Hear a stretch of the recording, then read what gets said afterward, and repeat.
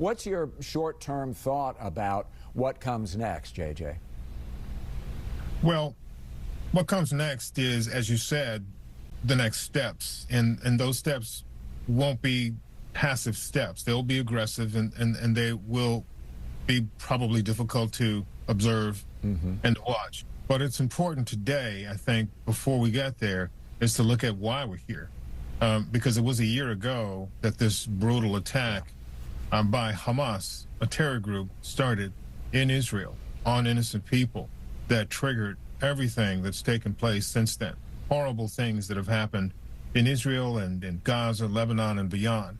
And it's important, sometimes we as journalists start with the reaction and what's next before observing where it is that we are. And this was their 9/11. And this is a point that I think it's important for us in the West and people around the world to understand what took place there. What happens next is something we probably can't comprehend at this point when we look back at what took place in the last couple of weeks, the ability of the Israeli intelligence and military to penetrate a nemesis that had been just that for 40, 50 years.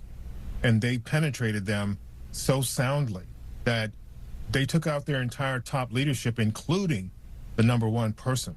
So what comes next is incomprehensible to me at this point, because it's just a place, a region that's loaded for war.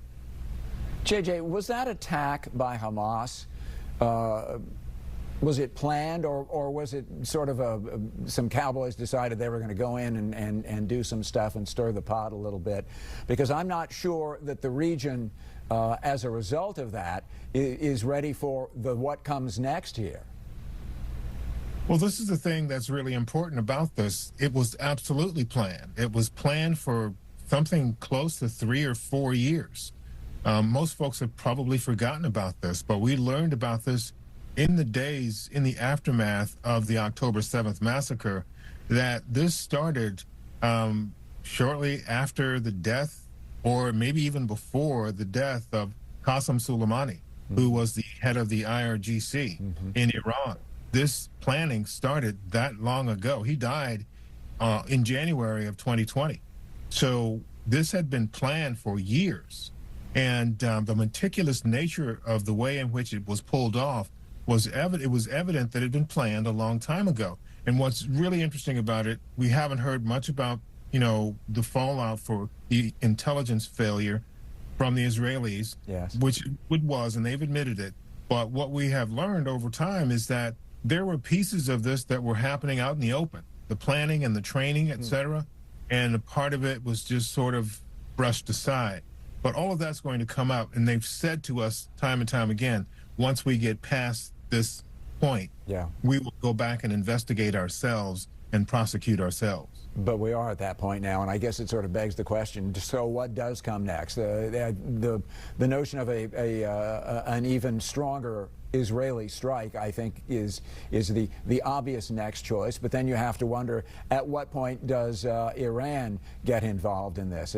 How much are they willing to allow before it's too much, and then the bigger player here gets involved?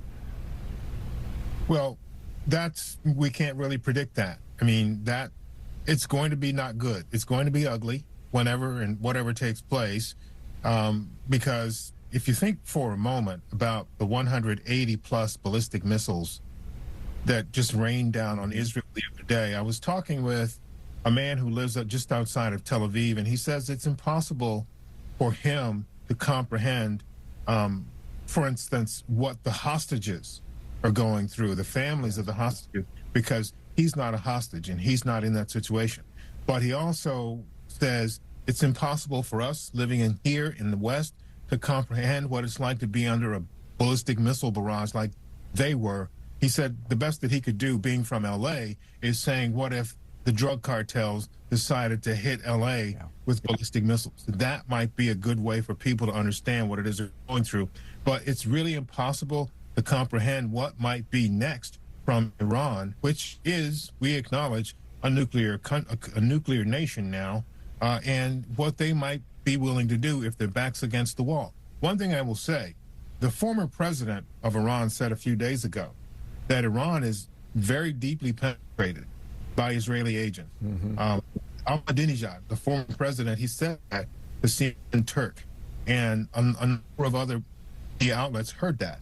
So the thing is, Iran may not be in the best position to try to do that right now because they've deeply penetrated, just like Hezbollah was. So Israel may have an advantage. But again, it's hard to predict what will happen. We'll have to really just wait and see. And I know that's a satisfying answer, but that's what we all have to do. That's about as much, staring into the future as we can do.